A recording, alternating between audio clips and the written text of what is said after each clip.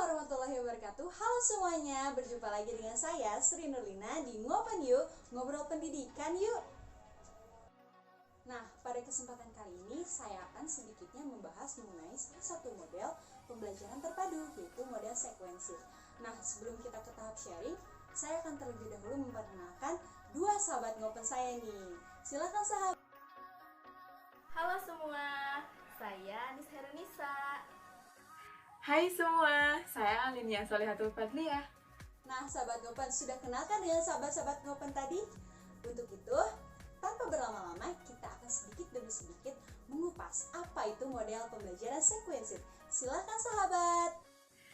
Sahabat, kata sequence dalam bahasa Indonesia memiliki 3 arti, yaitu urutan, rangkaian, dan rentetan. Sehingga model sequence ini dapat diartikan sebagai urutan atau rangkaian. Jadi, dapat kita ketahui bahwa model sequence itu adalah dua disiplin ilmu yang berhubungan dan dapat diurutkan sehingga isi materi pelajaran dari keduanya dapat diajarkan secara berbarengan. Nah, kalau begitu sahabat, coba apa sih yang membedakan model sekuen itu dengan model terpadu lainnya? Atau lebih spesifiknya apa sih ciri-cirinya? Nah, begini sahabat ciri-cirinya. Pembelajarannya itu berpusat kepada anak, di mana nantinya siswa akan lebih memahami konsep-konsep yang saling berkaitan.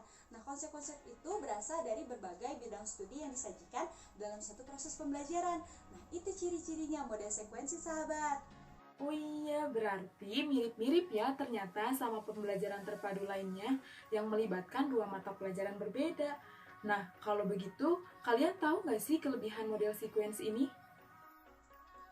Nah, kalau untuk kelebihan model ini, guru bisa menetapkan prioritas kurikuler. Ini tuh lebih baik daripada harus mengikuti urutan yang ada pada buku tema. Kalau dari sudut pandang siswanya, pengurutan pada topik yang berhubungan antar disiplin ilmu ini dapat membantu siswa memahami pelajaran mereka baik dalam subjek dan juga kontennya. Oh iya betul sahabat, karena ketika siswa melihat guru pada area konten yang berbeda, ruangan yang berbeda, periode yang berbeda, membuat pokok-pokok yang sama, maka siswa dapat memperkuat pengetahuan dan mendapatkan pembelajaran yang bermakna. Tapi pasti dong, di suatu kelebihan model pembelajaran pasti ada kelemahannya. Apa ya kelemahan dari model sekuensi ini sahabat? Mungkin kalau untuk kelemahan, guru harus mengalah pada kebijakan dalam membuat urutan kurikulum, karena guru bermitra dengan guru yang lain. Artinya, guru tidak boleh menang sendiri atau mementingkan diri sendiri. Namun, guru harus banyak mengalah karena dalam penggunaan model ini melibatkan dua guru yang bermitra.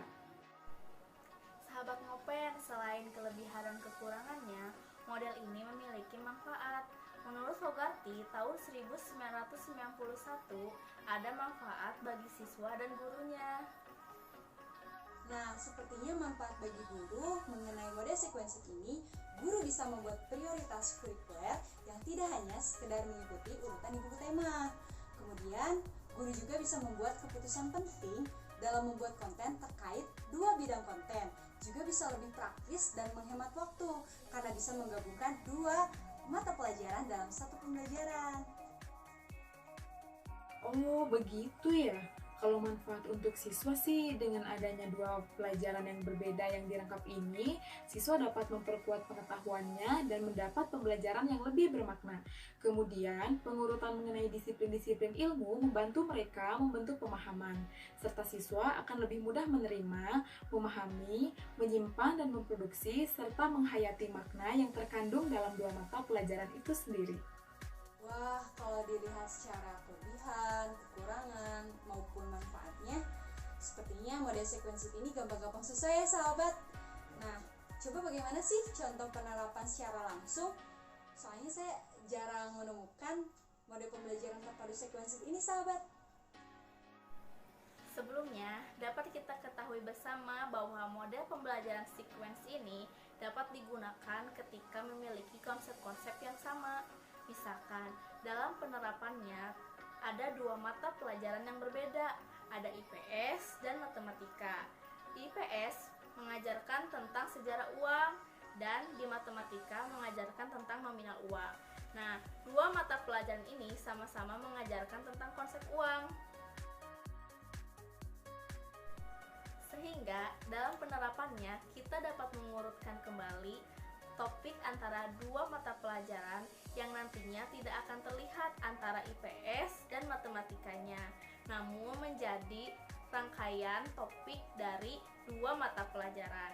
Ini dinilai lebih efektif dan efisien. Mengapa demikian? Karena telah diurutkan dan diajarkan secara paralel. Kalau begitu, betul kata Sri, ternyata model sequence ini gampang-gampang susah ya. Perlu kesabaran tingkat tinggi sepertinya untuk mengaplikasikan model sequence ini pada suatu proses pembelajaran. Langkah-langkah pembelajaran terpadu model sequence ini cukup ribet gak sih sahabat? Tenang sahabat, langkah-langkahnya itu cukup memerlukan konsentrasi tingkat tinggi nih. Yang pertama, kita harus menganalisis isi kurikulum terlebih dahulu. Kemudian kita memilih dua mata pelajaran yang topik atau konsepnya itu sejenis atau sama. Istilahnya itu team-based redesign. Lalu memikirkan urutan yang logis dari kedua mata pelajaran itu dan menempatkan di urutan yang tepat. Atau istilahnya think ahead atau design.